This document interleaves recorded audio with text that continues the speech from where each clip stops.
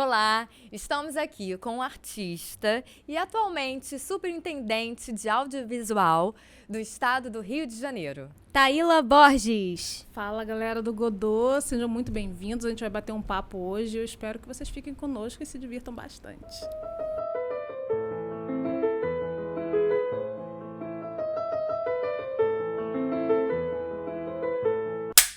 Sejam muito bem-vindos ao Godô Podcast. Eu sou a Luana Jordão. E eu sou a Carol Gomes. Ai, tô muito feliz de receber você aqui, Taíla. Obrigada, Taíla, qual a personalidade? A entidade de hoje se chama Taíla mesmo.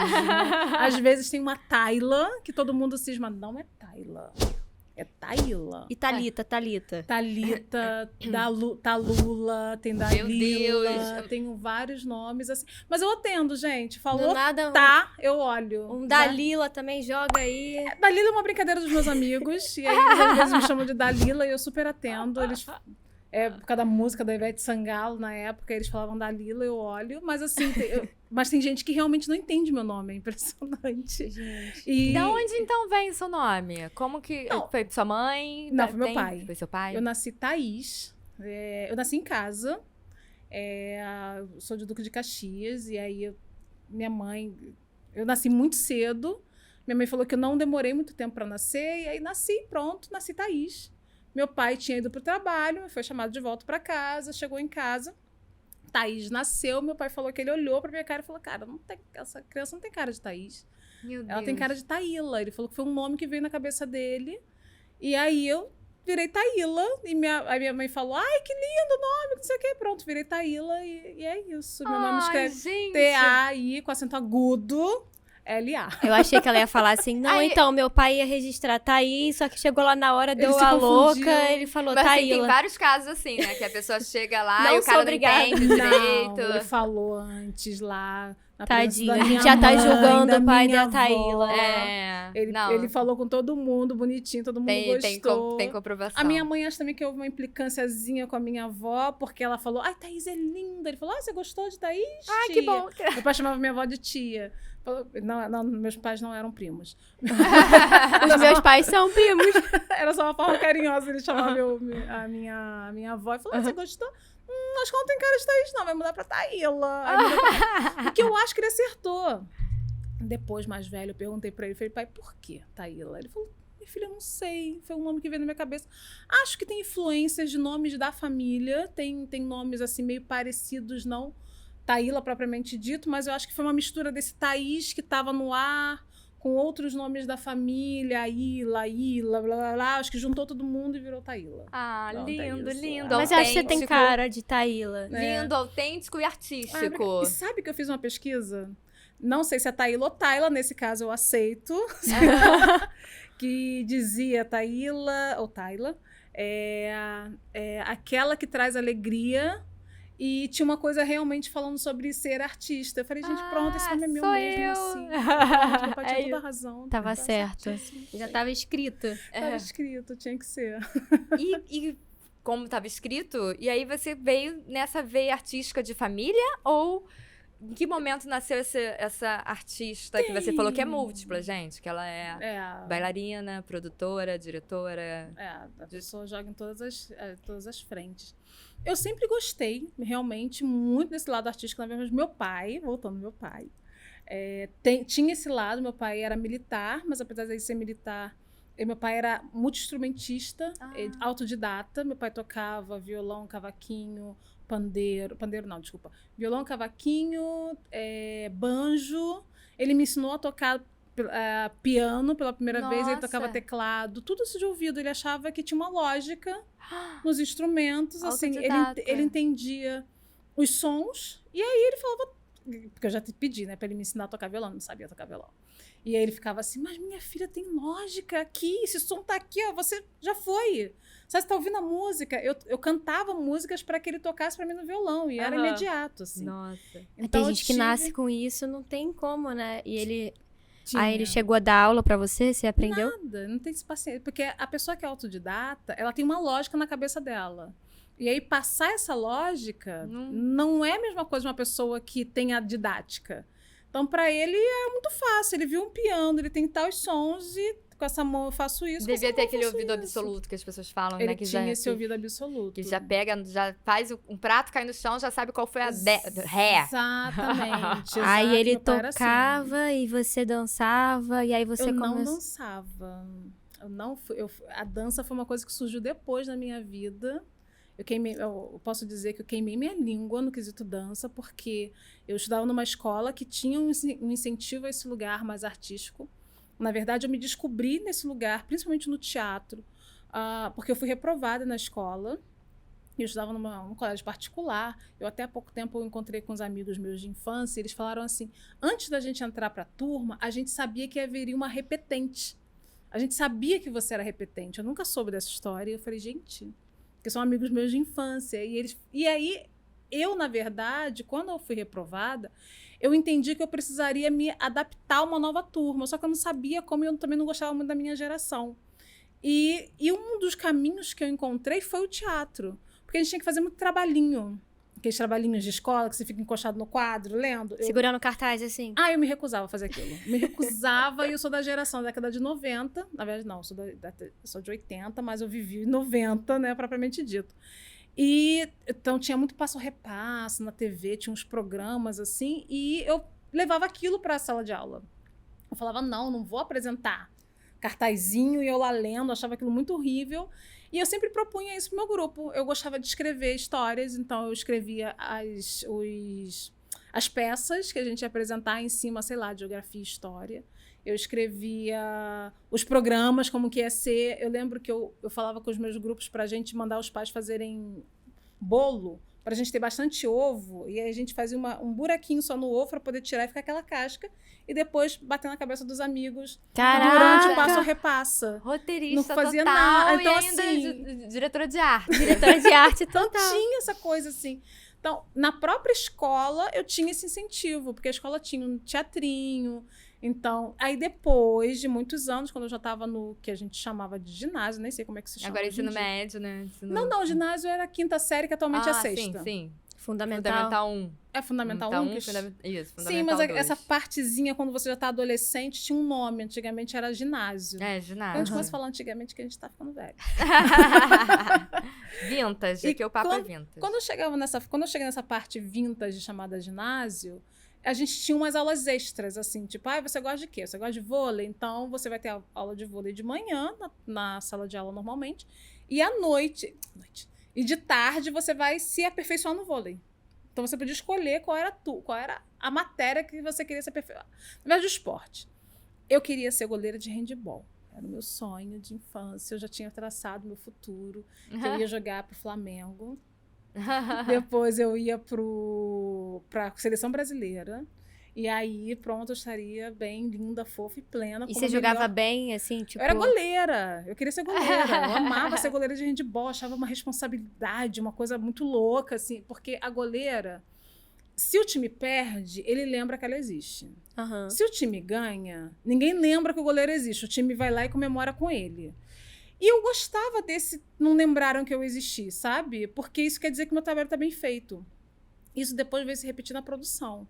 Porque na produção, quando as coisas dão certo, ninguém lembra que o produtor existe. É verdade. Quando Mas as na coisas hora dão do errado, produtor? meu Quem é esse amor, produtor, gente? todo mundo lembra da produção. Exatamente. Isso depois se repetiu anos depois na minha vida, mas eu já estava com isso lá, eu novinha. Gente, eu nunca pensei nisso, nessa relação com o goleiro. E eu queria. Só que quando a minha mãe foi fazer a minha inscrição, a minha mãe, ela pensou exatamente nisso. Ela falou, a Taíla, porque eu sempre gostei. Quando eu era criança, eu gostava de Scarlett O'Hara. Assisti O Vento Levou várias vezes. Eu gostava daqueles vestidos rodados da Scarlett O'Hara, porque eu também não conhecia a Cheka da Silva, porque senão seria Cheka da Silva e não Scarlett O'Hara. Mas eu gostava daqueles vestidos rodados da Scarlett e usava os lenços, os laços gigantes da Viúva Porcina. Uma mistura, Uma né? mistura bem exótica. Eu gostava muito de usar saias rodadas e lenço e um laço gigante. E eu vivia assim dentro de casa, sabe, louca? Eu Inventando. entendo, porque eu também era super peru, assim, ó. Eu gostava de coisas diferentes, uma coisa meio pluma com brilho, Sim, sabe, você quer cores. viver aquela personagem que... E minha mãe vendo isso, ela falou, bem, a Taíla faz muito esporte, né? Ela esqueceu que eu disse que eu queria ser goleira de handebol. Ela falou, ela não faz esporte. A Taíla, de repente, ela é magrinha, eu era magérrima. A Taíla é magrinha, de repente, ela pode se encaixar na dança. O que tem de dança? Tem GRD. Aí minha mãe falou, coloca ela no GRD. E tudo que eu não queria fazer era GRD. GRD era o quê mesmo? A ginástica rítmica desportiva. É aquela que usa os aparelhos. Sim, sim. E quando minha mãe chegou em casa falando porque quem fazia o GRD eram as meninas populares, que atualmente são minhas amigas. Mas quem fazia o GRD eram as meninas populares. Então, assim, eram as bonitinhas. Eu não era bonitinha, eu não me considerava bonitinha. Não se considerava, isso é uma... Que fique bem claro. Mas eu não me considerava mesmo. E também vamos entender que mulheres negras se considerarem bonitas ou serem vistas como bonitas, na história da humanidade isso aconteceu há 2 minutos atrás. Na verdade, menos.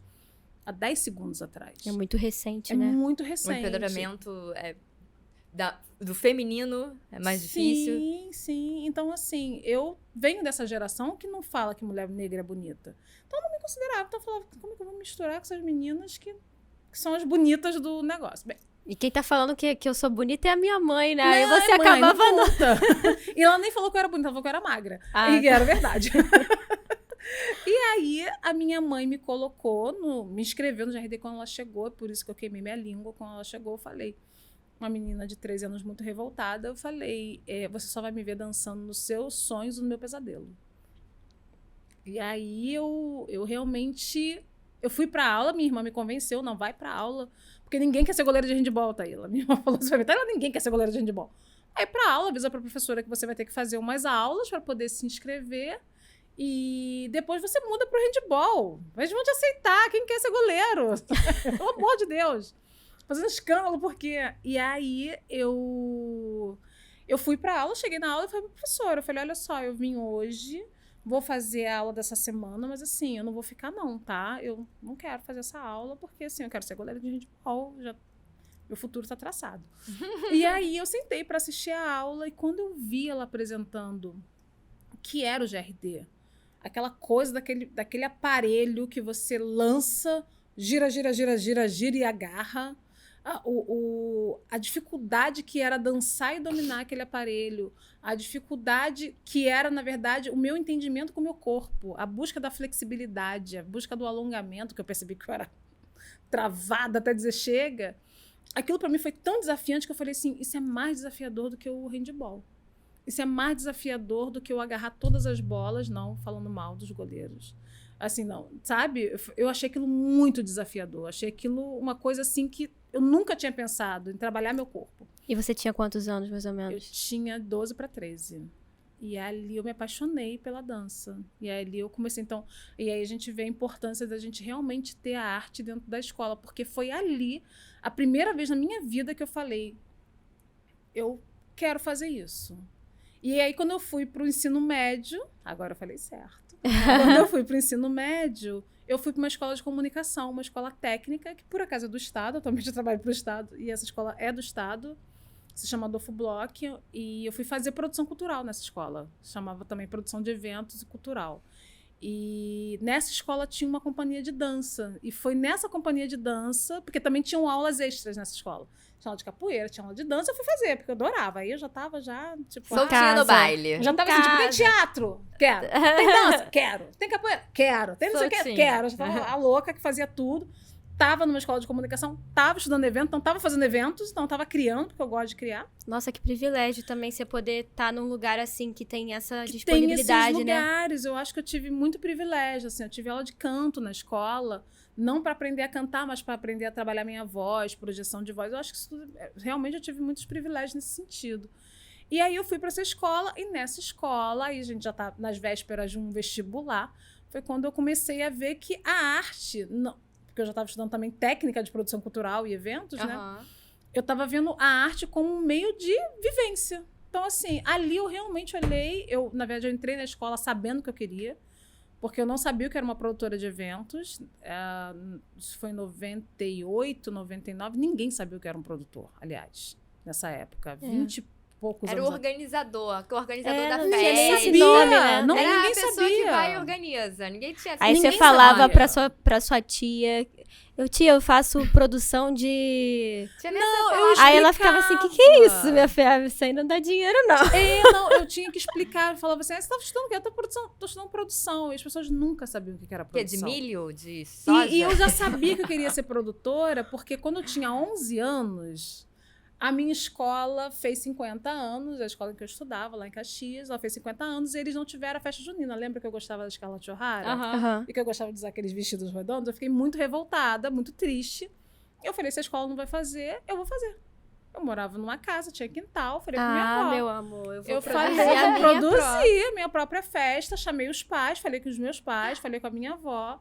Falei, olha só, vou produzir, vocês criam as barraquinhas. Eu sabia fazer as bandeirinhas, a gente sabia fazer aquelas bandeirinhas que eram tipo uns nozinhos. Aham. Chamei meus irmãos, chamei meus amiguinhos, fiz a coreografia das crianças. Na época tinha uma novela chamada Pedra sobre Pedra.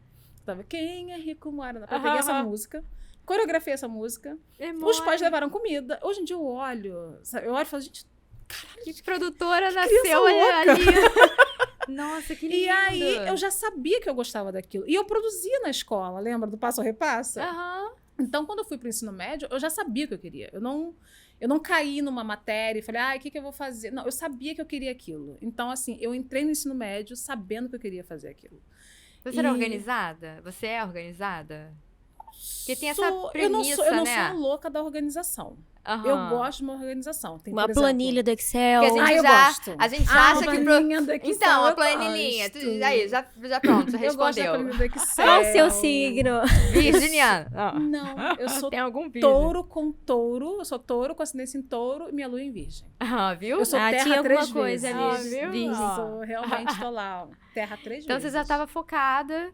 Já tava. No- E aí tinha isso. Como eu comecei a me envolver com a dança, os meus amigos todos falavam assim, vou fazer produção, vou fazer faculdade de dança. Eu falava, não vou fazer. Eu sou uma pessoa que queima a língua com facilidade. E aí eu falei, eu não vou fazer, eu quero ser produtora, vou ser produtora, não sei o quê, blá, blá, blá. E fiz a produção. Terminei a escola técnica. Da escola técnica eu tinha que fazer estágio. Do estágio já fui imediatamente contratada. Fiquei 10 anos na mesma empresa. E aí, no meio disso tudo, eu senti uma necessidade de voltar para a arte. E aí eu fui fazer o quê? Faculdade de dança. Porque eu falei, eu preciso de um lugar onde eu possa criar. Porque a produção ela é muito técnica.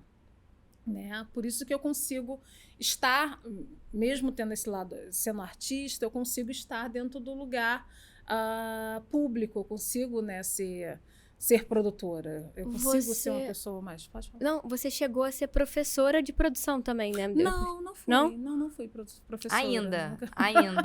Porque eu lembro de uma fala que eu tive, tava até a Carol junto lá no Rio Web Fest, nós nos conhecemos no Rio Web Fest, ela foi... Você foi jurada, né? Fui jurada. Eu fui, não minto, eu não fui jurada, eu fui palestrante. Palestrante. Isso. Eu achei que era jurada. Não. E... Quem sabe no próximo, não tive tempo. Aí, ó. Mas adoraria. Daniel, um beijo. Um querido que nos convidou para o Rio Web Festival e realmente fui eu e a Tatiana Salomão, assim, foi realmente uma boa experiência. Nossa, foi incrível. E eu fiz contatos maravilhosos, inclusive a Taíla é um desses. E eu lembro que eu troquei uma ideia com você, que você falou isso e ficou na minha cabeça. Essa questão de, em um momento, você tá numa situação de poder. Sim. E em outro momento, você tá como aluna. Sim, e essa eram pessoa meus que tá... professores. Então. É porque muitos professores meus da faculdade já me conheciam antes da faculdade. Porque o nosso mundo é pequeno, né? Uhum. Então a gente vai se conhecendo. Então, tem professores meus que me conheceram muito antes, assim, tipo em 2002, 2001, eles já tinham me visto. Eu entrei na faculdade em 2007. E aí, então, assim, eu tinha muito essa coisa. A gente tinha um projeto chamado Ateliê Coreográfico. E alguns professores meus eram alunos do Ateliê Coreográfico. Então, de manhã eu os encontrava como alunos. E aí era aquela coisa, eu era produtora, eu falava com eles. Então, eles prestavam contas comigo. E à noite eu era aluna. Entendi. O que para mim realmente isso foi um lugar de trabalho mesmo, de aprendizado. De aprendizado. Rico, né? Na prática. É de você entender que hoje eu tô num lugar e amanhã eu tô em outro. E isso para mim é muito importante. Isso, na verdade, me norteia muito, Sim. sabe? É isso, hoje eu sou o superintendente, amanhã eu não sei onde eu vou estar, né? Amanhã eu posso ser, amanhã eu volto a ser artista. Amanhã... Você é artista Sim, e está superintendente. Não, é entender isso, por exemplo, eu já trabalhei em outros lugares, eu já trabalhei na Prefeitura do Rio, através do Centro Coreográfico da cidade do Rio de Janeiro, que aliás eu vi nascer. Eu fui parte da primeiríssima equipe do Centro Coreográfico, quando ele nem existia como espaço físico. Que então, é um assim, espaço maravilhoso, por sinal. é verdade. Então, assim, eu vi aquele espaço nascer de verdade. E anos depois eu me tornei coordenadora daquele espaço. Então, assim, tem muito isso. Os professores, eles frequentavam o Centro Coreográfico. Então, a gente tem esse lugar aqui eu falo de um jeito com você e no outro. E era bom, porque eu andava muito de salto alto nessa época. Hoje eu tô sem salto até. Eu andava muito de salto alto nessa época. E quando eu ia pra faculdade, era o meu momento de colocar o pé no chão de verdade. Era literalmente, eu colocava o meu pé no chão. E ficava descalço, eu me despia da pessoa, da persona que eu era. E virava aluna. E isso, pra mim, foi importante em vários momentos da minha vida. De entender que em que certos momentos da vida a gente tem que se despir mesmo, sabe? Ficar... De igual para igual, né? De igual para igual. E também limpo pro que tá vindo, sabe? Eu acho que é muito importante para poder... Absorver outras ideias, Para poder né? ter a escuta. Pra gente poder ter a escuta. Então... E nesse momento da sua carreira, né? Quando chegou o audiovisual para você, assim? Quando foi o momento que você se deparou com o audiovisual, assim? Eu sou curiosa. Eu sou muito curiosa. A primeira vez que eu me deparei com algo... Primeiro que eu gostava de fotografia. Sempre gostei desse olhar fotográfico. Então, assim, eu sempre vi, eu olhava para muita coisa e falava, isso aqui é uma foto, isso aqui é uma foto. Eu vivia enquadrando tudo, vivia mesmo. Meu pai tinha uma câmera, eu acho que era uma Nikon 2000, que era alta tecnologia, né? Porque ela era uma câmera que rebobinava sozinha. Gente, não tem noção do que é uma câmera que rebobina sozinha. Era muita tecnologia. E eu sempre gostei daquela câmera.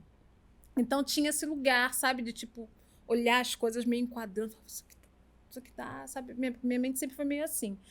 Quando eu entrei na faculdade, mas aí indo pro audiovisual propriamente dito, porque pra mim era foto, né?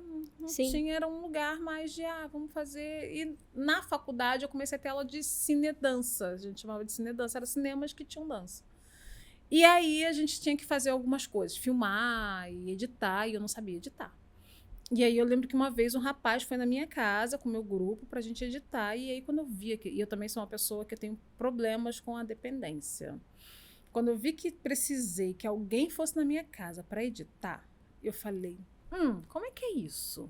Quero aprender isso aí pra não ter que depender. Deixa eu ver como é que é isso. E eu achei muito divertido. Eu falei, gente, isso é muito divertido. Eu lembro até, era um programa chamado Sony Vegas. Já usei. Corta depois. Pode. Só vou fazer comercial pra ele. Sony, patrocina a gente. Patrocina a gente. Patrocina elas. Mas era um programa chamado Sony Vegas, que foi o primeiro, na época ele era gratuito, hoje em dia ele tá pago, né? E eu lembro que eu olhei e falei assim, gente, o que é isso? Eu quero fazer esse negócio. E no próximo trabalho eu já tava editando no Movie Maker. Mas eu comecei já a mexer no Sony Vegas, que tem uma interface que dá pra você depois sair dali pra um premierzinho, sabe? Mas era meio complicado. Ele era meio... Eu penei no início também, mas... Ele não é um movie maker, né? Então, por isso que dá pra sair dali, exatamente por ele ser um pouquinho mais complicadinho, dá pra você sair dali e começar a flertar com um premierzinho, um Final Cutzinho, esse pessoalzinho legal. E aí, Adobezinho. As duas já fofocando aqui, gente, falando de tudo. Aí E a Carol assim, ó. Só sei os nomezinhos. Assim são esses senhores? Sei, Assim é sinal de... mas eu tenho... Chega a ter alergia quando eu olho aqueles tracinhos, não, gente, dá até coceira. Assim é sinal de boiando em Libras. Não, eu não fico boiando, eu sei exatamente que dá alergia. Eu adoro. E aí eu só sei no comecei. celular as coisinhas. E aí eu fiquei interessada. Então, assim, acho que foi o meu primeiro momento que realmente eu tava olhando para o audiovisual. Fazer cinedança, pensar em edição, e aí o enquadramento vem, e aí você já começa a fazer o seu próprio roteiro na cabeça. Você vai sentindo necessidade das coisas, né? Não precisa nem alguém chegar e falar, você já olha e já sente. E eu sou uma pessoa que quando... Eu comecei realmente a fazer os meus videodances, então assim, eu já filmo já pensando na edição. E aí vocês publicavam esse vídeo ou era só pra faculdade? De escola. Da Acho escola. que tem algumas coisas no meu YouTube, mas estão fechadas, assim. Era coisa bem pra faculdade mesmo, eram trabalhos que eu fazia. Mas que eu adorava, mas eu sou super empolgada. Fui pra Darcy Ribeiro. Os meus trabalhos, eles sempre tiveram... Ai, Darcy Ribeiro. Saudades. Ai, A gente... A gente tá batendo numas teclas, assim. Vamos começar. A gente tá se aproximando das coisas. E aí a gente... Então, assim, eu comecei a fazer. Aí fui fazer edição, né? Na faculdade, tava fazendo filmagem e edição. Depois de uns anos, aí sim, eu falei, quero fazer essa coisa de uma forma mais profissional. Qual o curso que existe nessa cidade que pode me ajudar? E eu comecei a me interessar por desenho em 3D. Aí eu descobri que tinha um curso de criação de personagem em 3D. E eu falei, quero fazer esse negócio. Quero. Como é que você faz? Que Vamos bacana. lá. Paguei, fui lá pro curso, fiz o curso. Era em Copacabana até. E aí no curso tinha... Um dia deram uma aula de edição especial pra gente, que aí entra o Premiere, entra o After Effects, entra o Smoking, né? Aí entram outras coisas, mas eu falei, quero fazer esse curso. Aí fui fazer o curso também. Então, assim, eu fui entrando e na própria faculdade eu fui trabalhar com companhias uma companhia que trabalhava com a dança e a arte visual. A projeção. A projeção. Né? Eu fui trabalhar... Eu mesma comecei a fazer os meus próprios filmes, porque eu fiz uma peça para apresentar na faculdade. Depois eu falei, isso dá para virar um filme. Eu transformei num filme. Então, assim, eu fui entrando nesse universo. Igual papai, autodidata, tô vendo. Nunca pensei nisso. Nunca pensei nisso. O Godot é assim, a pessoa senta aqui e começa a ficar, gente, que... E aí eu bebê assim, cara, igual o pai. Porque eu pensei que eu não tivesse puxado meu pai nesse sentido de autodidata. Porque sempre você falava, ai, não puxei meu pai nesse lugar de autodidata. Tem sim. Mas tem essa gana, tem né, esse lugar do curioso. Eu fui coordenadora de produção de elenco de um evento chamado Parada Iluminada durante 3 anos. Parada o quê? Iluminada. Acontecia em Copacabana. A gente atravessava toda a Copacabana com coisas de Natal, assim. Tinha um carro, se você assistiu, tinham carros, era uma loucura. E eu lembro que eu ficava numa sala do lado do pessoal que fazia os desenhos das roupas e dos carros. Eu sempre entrava lá, aquelas mesas que desenhavam. O que é isso? Ai, deixa eu ver. Ai, você usa o Illustrator. Ai, você usa esse programa. Deixa eu sentar aqui. Eu ficava lá sentada, eu sou muito curiosa. E aí eu mexo mesmo. Eu saí mexendo nesses programas. Eu fui mexendo Corel sozinha. E eu vou muito... Exatamente. Você agora puxou esse negócio do meu pai. Eu nunca tinha pensado nisso, mas eu vou muito na intuição. Eu vou muito numa lógica, que é a lógica, por exemplo, de... É a visão, né? De você olhar uma coisa pronta, né? Sim. De você ver algo e você...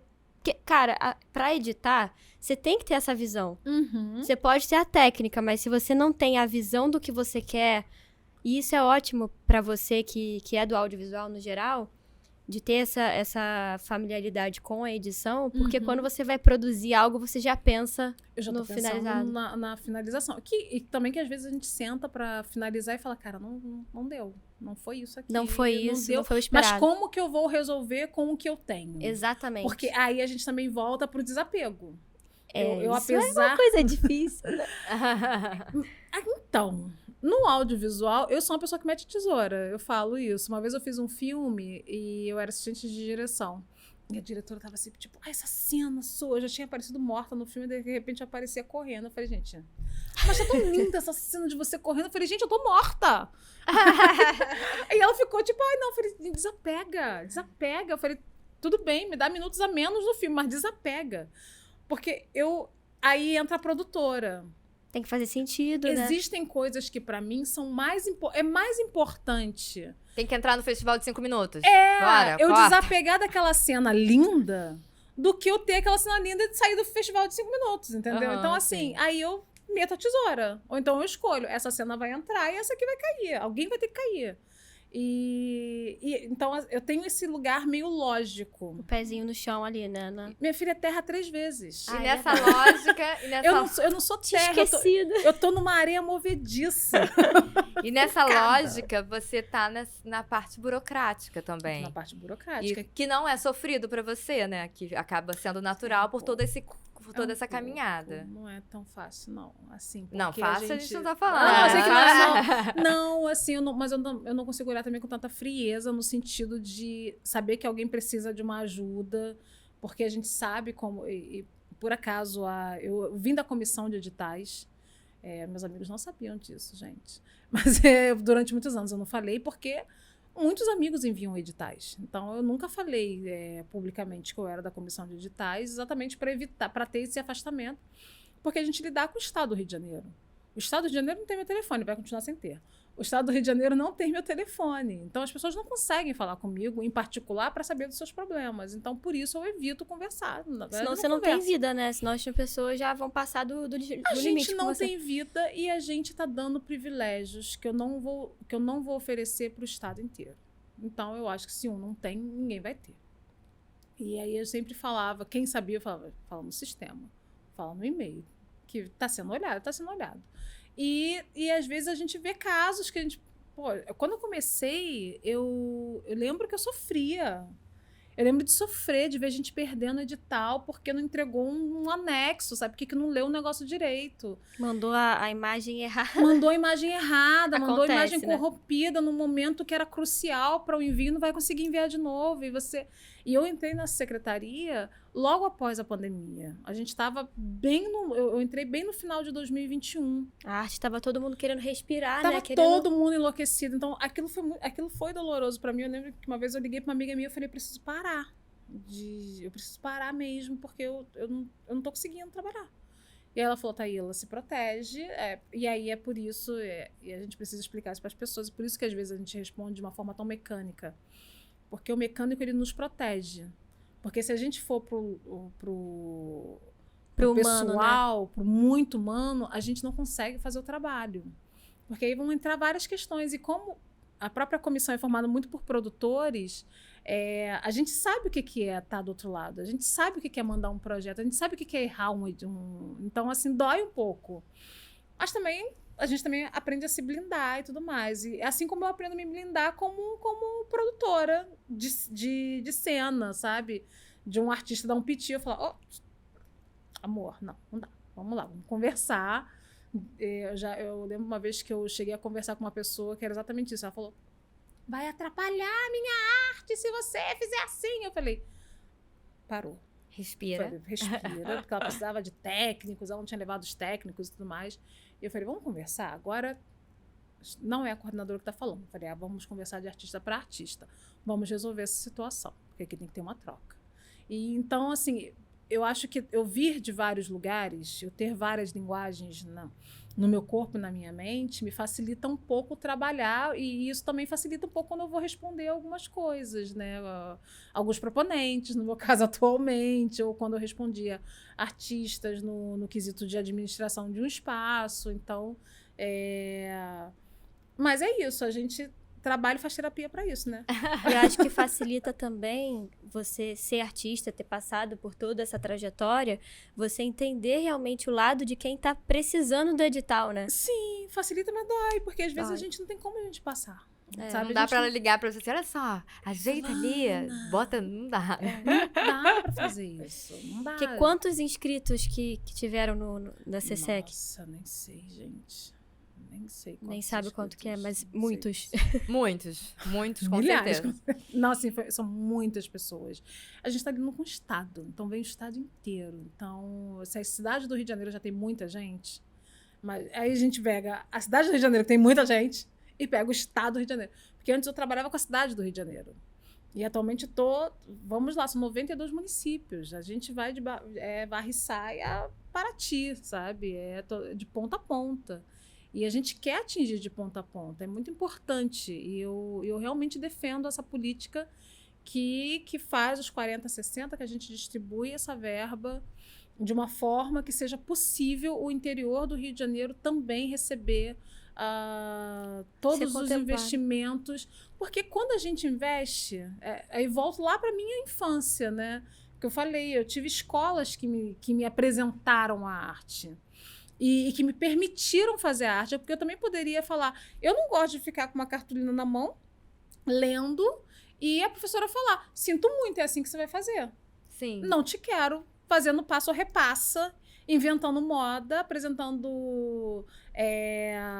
Ser criativa, ponto. Ser criativa, sabe? Não te quero não vai inventar moda na minha aula, não. Inventando musiquinha, sabe? Eu inventava musiquinha. Eu gravava, fazia como se fosse um jornal nacional. Ah, sempre tinha, sabe? Aí eu e mais uma pessoa e os âncoras. Aí a gente juntava e contava o que tinha que apresentar. Eu falei, gente, eu já tava aqui, Já ó. tava, Correr, entendeu? Mas a gente. gente podia não ter tido. Assim como eu podia ter tido pais que olhassem pra mim e falassem, ô, querida, Vamos pra uma área mais segura. vamos pra uma área segura, você não é rica, fofa, sabe? Lembrasse que eu não nasci rica. Isso que eu ia falar também. Seus pais te apoiaram pra caramba, Meus né? A pais, quantidade de minha curso, família de coisa que também. você fez. Meus pais, minha família inteira, assim, meus irmãos, já aconteceu o meu primeiro filme que eu realmente produzi, encenei, meus irmãos, na véspera, no sábado, eu ia entrar com o cenário, na segunda-feira eu liguei pro cenógrafo, então o cenógrafo, e falei, e aí, como é que tá a questão do cenário? E ele falou, não fiz, não tá pronto não, você falou que ia arranjar uns apoios, você não conseguiu, eu não fiz. Isso no sábado à noite.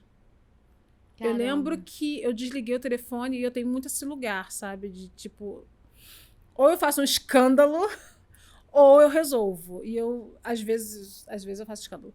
Mas eu optei por resolver. E eu falei, tudo bem.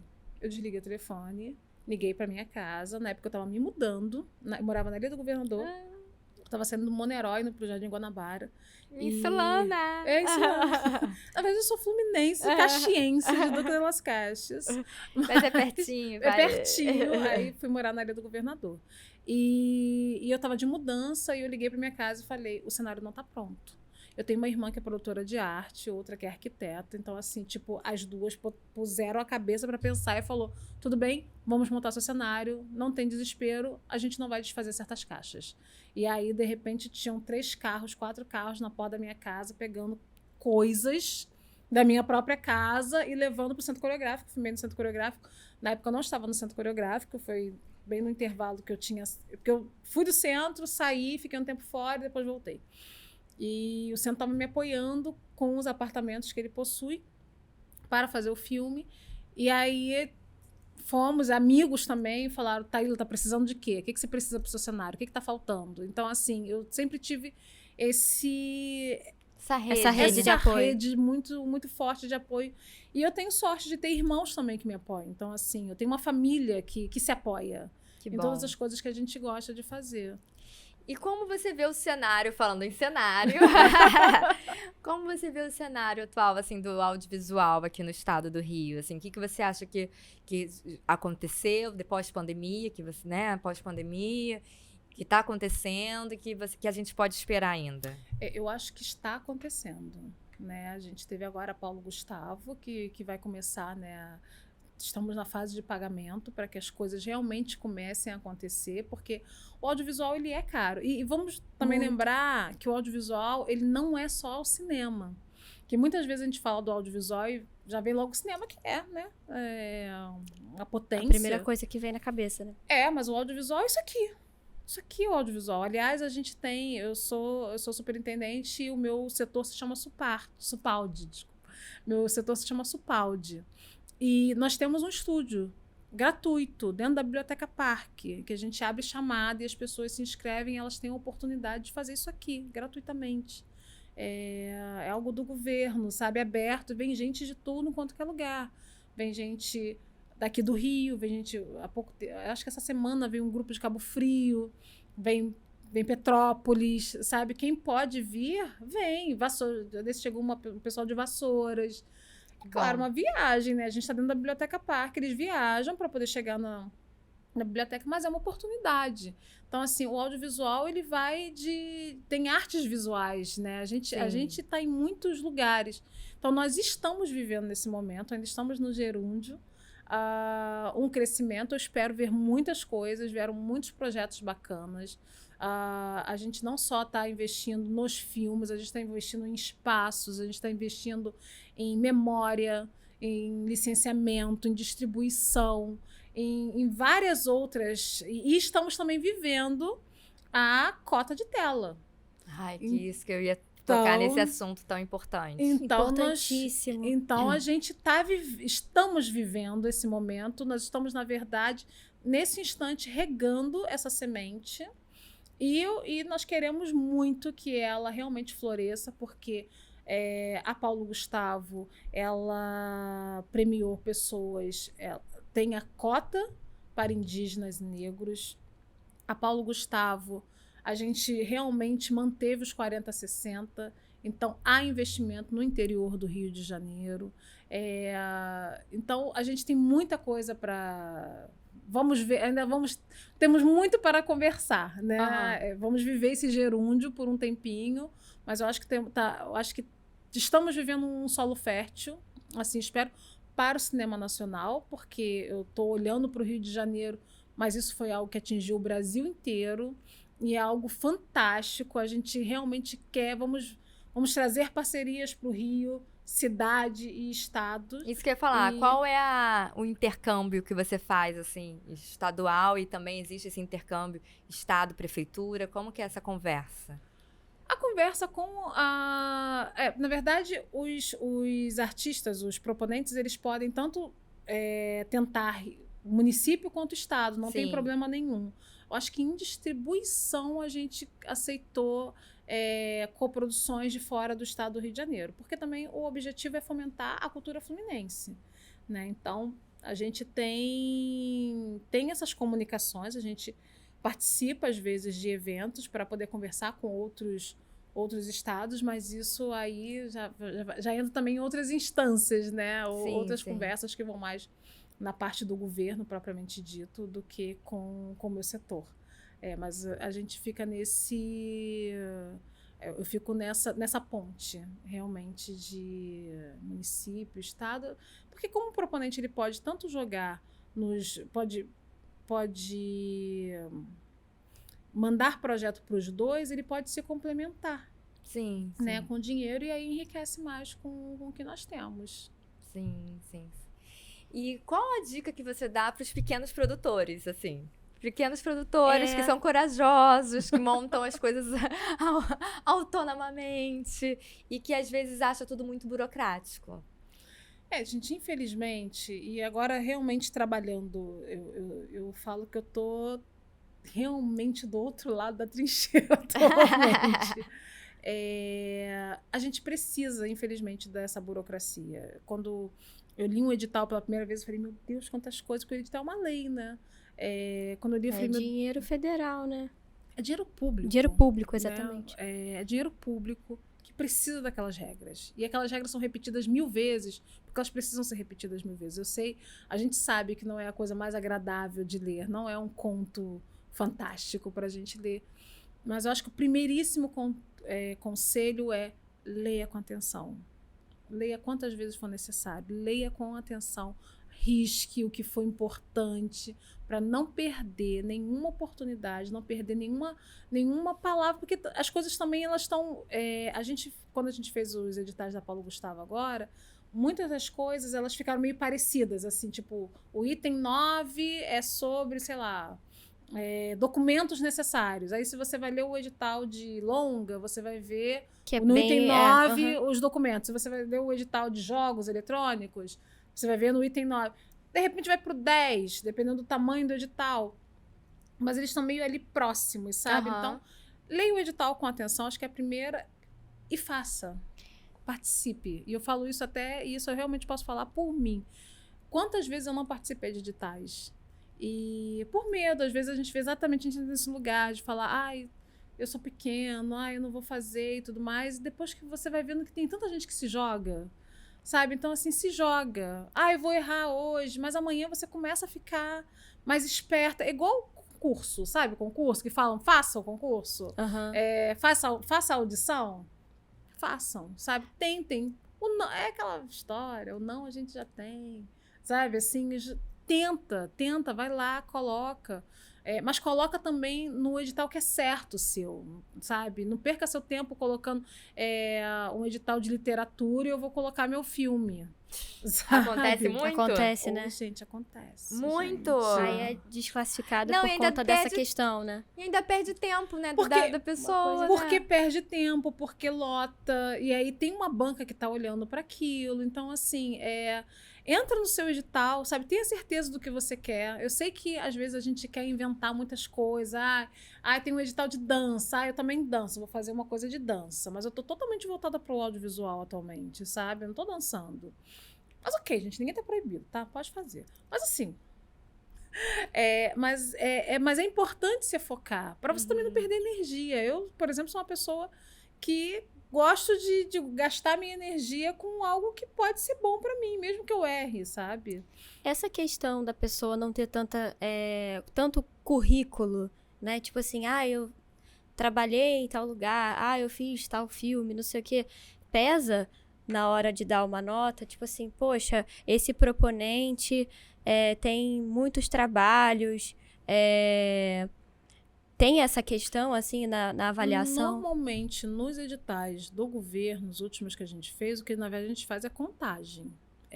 Por exemplo, eu nem sei se... Acho que os últimos nem tiveram, mas...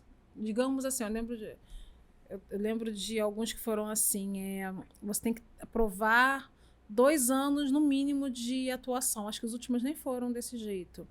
E aí, se você provar que você tem 5 anos de atuação, cada ano você vai ter tantos pontos. E aí você vai mostrar o seu portfólio com as datas completas, mostrando para poder fazer uma contagem. Eu acho que esse método ele evita que a gente olhe assim, tipo, vi Fernanda Montenegro. Nem vou olhar o que ela mandou, gente. É Fernanda Montenegro, com todo respeito, dona Fernanda. Vi Fernanda Montenegro. Pontos para Fernanda Montenegro. Isso não vai acontecer. Porque se a Fernanda Montenegro mandar apenas um material, por mais que ela seja alguém que é pública, inquestionável, ela não vai ganhar os 5 pontos, os 10 pontos que aquele item tá prometendo para ela. Eu acho que isso, às vezes, também é algo que as pessoas, às vezes, não entendiam. Que elas olhavam e falavam assim, mas eu sou fulano, como é que você não me deu ponto? Amor, você não mandou. Ou então o que você mandou eram só fotos, não tem a data completa, entende? Então, é sempre uma tentativa de fazer com que a coisa fique mais... qual seria a palavra? Mais...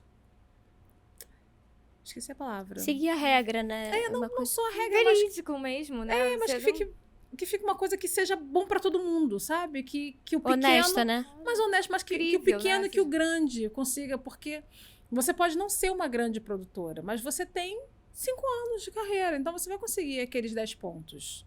Entende? Você tem como provar que você, nos últimos 5 anos, você fez alguma coisa. Então você vai conseguir aqueles 10 pontos. Junto com a grande produtora que também vai conseguir apresentar os 5 anos, entende? Então, eu acho que isso facilita um pouco para que a coisa seja mais páreo a páreo. Porque esse é o objetivo. Não tem como se olhar apenas para o nome da pessoa. É claro que a escrita do projeto faz diferença, né? O que você está apresentando, a proposta que está apresentando faz diferença. Então, assim, gente, corram atrás de alguém que também saiba escrever, que saiba defender, porque escrita não é uma coisa fácil. Não dá tempo de vocês lerem, vamos supor, longa-metragem, o roteiro inteiro. Vocês leem só o argumento? Olha, eu já fui parecerista. Então, assim, primeiro que na SESEC a gente não faz essa análise artística, não. São pareceristas de fora. No caso da Paulo Gustavo FGV, quem fez a SESEC, a gente faz a leitura do... A gente faz mais a análise técnica. Técnica não, a análise documental. A análise técnica, quem faz são pareceristas de fora. Mas, por exemplo, eu já fui parecerista. Eu lia tudo. Tinha que ler tudo. Tá? Eu lia tudo. Eu já fiquei muito tempo. Eu tive que tratar eu acho que esse aqui. Você ficou sem a digital? Preto, não fiquei sem a digital, mas esse dedo doía. Ai. Eu fiquei muito tendinite. Porque eu fiquei com tendinite, exatamente. Porque depois eu percebi que quando eu mexia no meu mouse, eu mexia com esse dedo. Então, assim, eu vivia passando ele. Quando terminou a análise dos projetos, isso eu tô falando de muitos anos atrás, eu tava com tendinite nesse dedo. Não vou mostrar. Eu tava com tendinite nesse dedo porque eu leio tudo. Eu acho, exatamente por achar muito sério. A pessoa me mandou, tem que ler aquela história. Vai me tomar um tempo? Vai me tomar um tempo. E também, normalmente são pessoas que têm uma leitura mais dinâmica, né? Então, a gente tem que ter uma leitura dinâmica para poder entender o que está acontecendo. Até para você poder dizer se aquilo é bom ou se aquilo não é bom. Né? E depois, quando tem pente fino, eu leio tudo. Eu leio todas as coisas, gente. Não, é importante falar isso, porque Vai esclarecer a dúvida de alguém em casa, com certeza. Sim, não, e também para as pessoas não acharem que, ai... É o nome, como você estava falando antes. Ah, entrou Ai, porque é Fernanda Montenegro, entrou porque tem nome na Globo, entrou. Não, gente, manda. Eu falava assim para meus amigos, antes de saberem que eu estava na comissão, eu falava, gente, manda o edital, sabe? Deixa de ter medo, manda. Você não tem nada a perder, além do tempo. O tempo é... Que é precioso. O mínimo, né, É gente? precioso. Mas é Dá algo trabalho, que, por exemplo, mas vale a pena, né? depois eu vi alguns amigos mesmo, porque eu também nem vejo quem são os amigos, quem não são os amigos, assim. É tanta coisa, tanta gente, E depois eu vi amigos que ganharam. E eles assim, tipo, meu Deus, eu ganhei meu primeiro edital. Eu falo, ai, fulano ganhou, que legal, nem sabia. Sabe? Mas assim, porque a pessoa tentou e foi. E é isso, a gente tenta fazer uma coisa transparente. Eu sei que a gente é educado a ter uma certa desconfiança com coisas que vêm do público, né, que vêm do governo, seja federal, seja municipal, seja estadual. A gente tem essa desconfiança. Mas tem pessoas lá dentro que estão trabalhando pra caramba. Tem pessoas lá dentro que às vezes trabalham fim de semana. Eu já trabalhei fim de semana para poder entregar as respostas para o público. Às vezes eu já trabalhei feriado, todo mundo Eu na acredito praia, que o pessoal enche o saco, né? Perguntando. todo tá? mundo na praia, e a equipe, eu entrava no sistema e eu via todos os meus amigos trabalhando junto comigo. Então, às vezes, a gente brincava, oi, fulano, sabe? Porque você vai vendo as pessoas preenchendo as planilhas, preenchendo todo o sistema para que as coisas sejam entregues, porque a gente sabe que é importante, né? A gente não leva isso de uma forma leviana. Porque atrás de toda a burocracia existem pessoas. Existem né? pessoas. A gente até Isso é muito brinca às importante, vezes. né? Na saber. máquina, né, galera? Eu sei que às vezes a gente é frio na resposta, já expliquei. Mas existem pessoas, a gente até brinca, às vezes tem na entrega de certificados, dos editais e tudo mais, a gente brinca, nós somos o rosto do sistema. Eu não sou mais, agora eu sou nosso parte. Supaldi, gente, nosso parte vai vir aqui brigar comigo. Eu agora sou nosso Supaldi, né, Superintendência de Audiovisual, então eu saí da comissão, mas a comissão não saiu de mim por causa da LPG.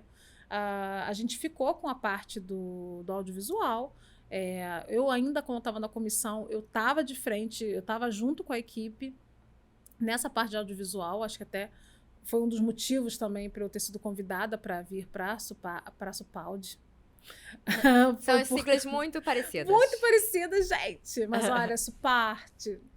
Desculpa, Supaldi, vocês sabem que eu gosto de você. Uma pergunta que eu gostaria muito de fazer, Sim, claro. que eu acho que muita gente também tem essa vontade de fazer essa pergunta. Se a pessoa não passou no edital, ou se ela ficou como suplente, aonde que ela pode ver e estudar, entender o que ela fez de errado para que no próximo edital ela consiga fazer certo, assim? Pô, eu errei aqui, eu errei nesse documento, pô, faltou isso, pô, esse texto aqui, faltou informação. Ela é suplente, então ela está dentro dos que podem subir em algum momento. Se ela foi reprovada, normalmente quando vem a reprovação, a gente tem uns códigozinhos, que eu não sei se as pessoas entendem, mas a gente tenta explicar, que são os códigos que são os itens do edital. É só você olhar aqueles itens e eles vão te apontar onde você está errado. Ah, entendi. Nessa parte mais artística, a gente não tem nada que mostre. Por exemplo, a gente não expõe o que os pareceristas falaram. Assim, o que está escrito ali a gente sabe, mas assim, não é exposto o dito pelos pareceristas. Ai, foi horrível. Esse projeto Ai, que horrível. É porque também tem uma exposição, né, do que o outro está dizendo. Existe uma coisa de... É tipo uma prova, né? Exatamente, é tipo uma prova, assim, mas na parte documental, na parte mais técnica, eu estou chamando de técnica, mas é mais documental, que a gente chama de técnica, a parte artística, é possível ver na hora que você está sendo reprovado. Tá lá, ó. Você não entregou tantas coisas. Eu também acho que vocês também têm acesso às notas. Sim. A nota de... E aí dá para ter uma ideia. Eu não estou lembrando o nome dos itens especificamente, mas vamos pensar assim, o item que diz sobre a relevância artística. Não sei se, acho que tem esse item. Tem. E aí você tirou uma nota 8, vai tirar uma nota 10. Aham. Você já pode meio que entender que a sua escrita pode não ter sido tão boa. Não estou dizendo que isso é uma regra. Sim. Mas pode ser que, de repente, você não passou tão bem a sua ideia. Por isso que eu digo. Por isso que eu disse. É importante a gente saber. A escrita não é uma arte fácil. Uma vez, eu conversando com uma menina, ela falou assim, eu não sei o que eu vou fazer depois que eu sair da faculdade. E eu não sei, sabe, assim. Eu falei, você sabe escrever. Ela era da teoria de dança. Eu falei, você sabe escrever. Eu falei, sabe o poder que é saber escrever? A escrita, ela foi negada para a população do mundo durante tantos séculos. Não foi à toa. A escrita é o poder. Apesar da gente estar vivendo atualmente essa era do audiovisual bombando de todas as áreas, né? Você vê telas fantásticas, você vê sons, né? Programas que tem tantos estímulos audiovisuais no mundo, a escrita ainda é um meio da gente conseguir levar e perpetuar as nossas ideias.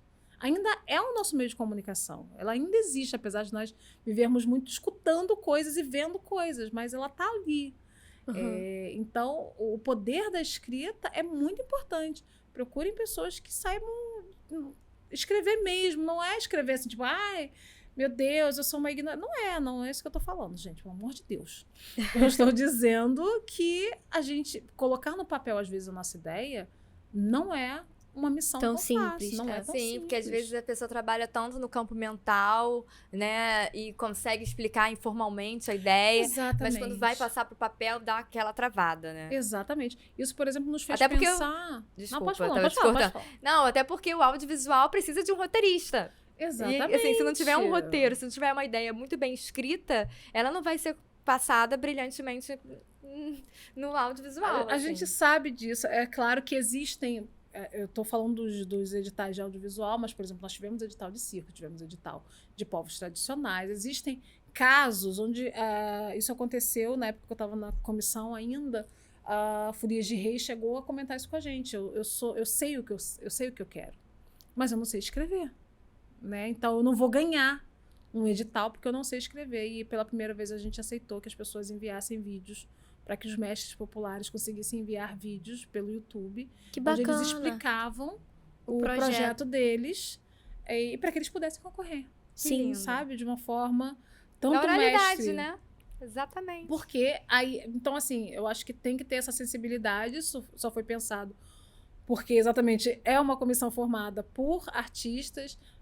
O meu próprio setor tem também produtores de audiovisual, tem pessoas também que estudam, eu tenho 2 pessoas na minha equipe também que são do cinema, assim como eu. Então, assim, eu tenho uma ex-estagiária, atualmente funcionária, que se formou em relações públicas. Então, assim, a gente vem colocando pessoas que são do meio para ter essa sensibilidade. A gente escutar uma reclamação dessa e falar, ok, o que nós podemos fazer? Porque a gente fez muita escuta também, na época da Paulo Gustavo. Na época Não, quando isso a é gente muito importante. começou a pensar em fazer editais de carnaval, né, as folias, apesar de que Folia de Reis não é uma folia de carnaval, ela é algo religioso, ela trabalha muito mais ela está mais voltada até muito mais para o sagrado do que para o carnaval. Mas a gente sabe que, por exemplo, os palhaços da Folia de Reis, eles são o quê? Pais, avós dos bate-bolas, Sim, né? sim. Então, assim, é a nossa cultura se comunicando e mesmo vindo do sagrado, ela alimenta lá o profano.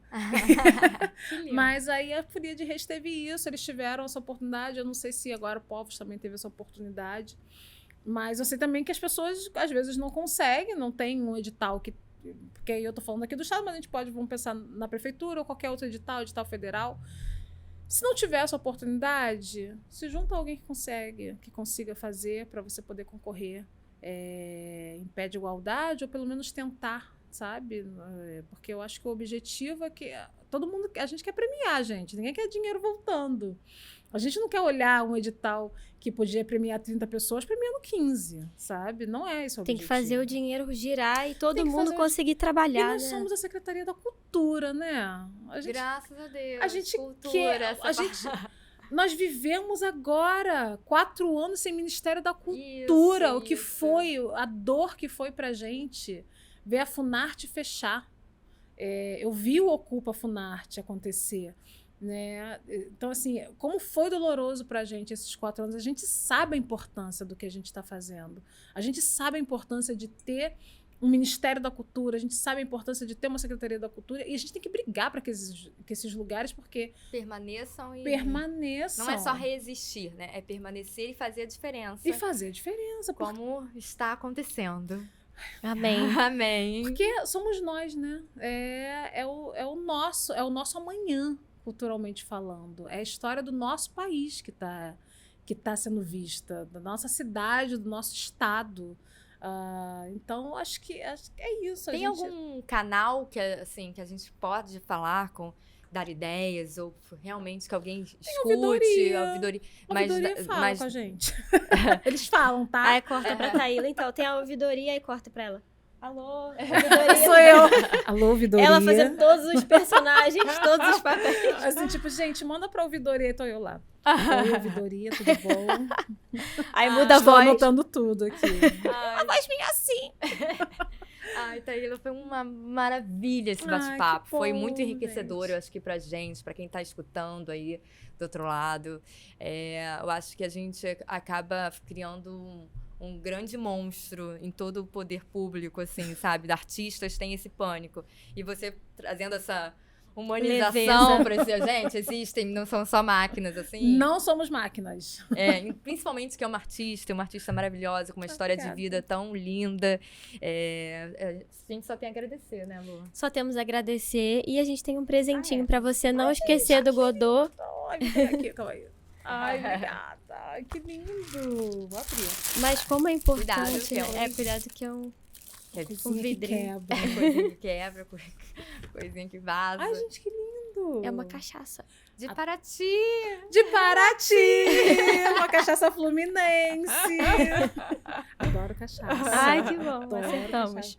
A Gabriela. Gabriela. Sim. Adoro cachaça, gente. Muito obrigada. Obrigada, menina. Taíla. Na verdade, eu também agradeço vocês. Agradeço por essa oportunidade da gente também se mostrar nesse lugar de desmistificar algumas coisas. Exatamente isso. Eu entendo, gente. Eu entendo mesmo esse monstro que é criado, sabe? Edital, meu Deus, aquelas palavras todas, sabe? A gente entende, eu entendo isso. Infelizmente, algumas coisas a gente ainda convive com a burocracia, nesse sentido de que é um dinheiro, por exemplo, eu estava até conversando agora um pouco antes de entrar, as pessoas às vezes acham que elas mandam um termo de compromisso e que o dinheiro vai imediatamente para a conta delas. Não vai, gente, porque tem que ir para outros setores, sabe, para poder entender que aquilo lá tá saindo, e aí finalmente ele sai. Então, assim, criam-se lotes, tem todo. A gente pode depois um dia conversar sobre isso, mas eu também agradeço muito essa oportunidade. Em 2023 foi o meu primeiro edital, assim, que eu escrevi para a SESEC, escrevi para o Rio Filmes também. Uhum. E aí foi uma coisa, assim, que eu comecei a entender como é que funciona isso tudo. Ainda não consegui ser contemplada. Dessa vez eu fiquei como suplente. Por isso que eu fiz aquelas perguntas, assim, né? Mas eu acho que minha nota foi boa. Embaixo ou tá mais em cima? Eu acho que foi 83, a minha nota 83,5. Foi na LPG? Isso. Ah, tá. O corte foi alto. Foi muito alto, Mas, assim, com certeza eu vou me inscrever em tudo que eu puder esse ano. E eu indico todo mundo a fazer isso. Se você tem um projeto, que você acredita no seu projeto, que você sabe que se você fizer vai mudar a sua vida, vai mudar a sua trajetória, inscreva, corre atrás. Eu tô aqui na luta. A gente tá aqui com esse projeto também, que a gente não ganha pra estar aqui, a gente faz, a gente tira do nosso bolso. Sim. E a gente segue, né, resistindo, acreditando na arte, porque isso é muito importante. É porque a arte nos alimenta, né? Eu, por exemplo, durante a pandemia, eu precisei da arte. A gente parou, né? Parei dentro de casa, trancada. E uma das coisas, o que eu recorri realmente foi a arte. Eu precisei da dança. Eu sempre preciso da dança. Por isso que eu voltei para a faculdade, fui fazer dança. Falei, não, vou fazer dança. Fiz faculdade de dança. Porque eu preciso disso. A arte, ela realmente ela é um alimento da nossa alma. A dança, no caso específico, é alimento da minha alma. Eu não consigo parar de mexer com o meu corpo. Apesar dele ter mudado muito. Gente, depois dos 40, gente, é verdade. O corpo muda. Escutem. Ai, triste. A voz da sabedoria atualmente. Mas, assim, a gente realmente muda, mas ele tá sempre ali pedindo, sabe? A arte, ela alimenta nossa alma, de verdade. Isso não é um clichêzinho barato. Acho que quem vive disso, a gente trabalha muito por amor, mas eu acho também que a gente precisa trabalhar por dinheiro. A gente precisa fazer dinheiro. É uma profissão. É a nossa profissão. E a gente precisa ganhar dinheiro com o que a gente faz. A gente tem que parar de olhar para o artista como uma pessoa que vai viver somente do amor àquilo que faz. É a nossa profissão. E vocês viram como foi importante durante a pandemia os artistas, o trabalho do artista. Ninguém viveu sem o seu Netflix, ninguém viveu sem sua música. Sem um livro, sem uma música. Isso tudo foi feito por pessoas como nós. Isso tudo foi... Depois, eu não estava na secretaria na época, mas eu também soube que a secretaria não parou de trabalhar durante a pandemia. Então, assim, eles viravam noites, assim. Existem seres humanos trabalhando, assim como os amantes, né? Estão trabalhando, né? Fazendo suas artes, também tem os que estão por trás. E a gente precisa se unir, porque no final do dia é isso, somos nós. Somos nós por nós, pela nossa arte, que a gente percebeu nesses últimos anos a importância de nós defendermos isso que é o nosso ar, que é o alimento da nossa alma. E bom de escutar que nos alimenta mais. Nossa, com vontade de sair daqui e gravar um curta. Peraí que eu vou escrever, gente. Vamos gravar um curta. Só não pode pedir edital se eu estiver junto, só não pode pedir edital para a SESEC, porque eu não posso participar. Ai, obrigada mais uma vez. Taíla, muito obrigada. Foi ótimo. Meus amores, obrigada também para vocês. Foi ótimo. Foi Que bom. Encontros que Da resultam, né? Sim, da arte. E obrigada a você também que assistiu a gente até agora. Não deixe de se inscrever no canal, porque isso ajuda muito a gente na divulgação dos nossos vídeos, de curtir, de mandar pros amigos. Compartilha pra todo mundo. Bota o nosso link no WhatsApp. Espalha pra família. Espalha pra todo mundo. Espalha pra aquele amigo também que tá querendo inscrever no edital, que tá ali com o seu projeto, ainda não sabe o que fazer. Então, precisa escutar esse bate-papo. Obrigada. E é isso. Obrigada, gente. Tchauzinho. Beijo. Tchau.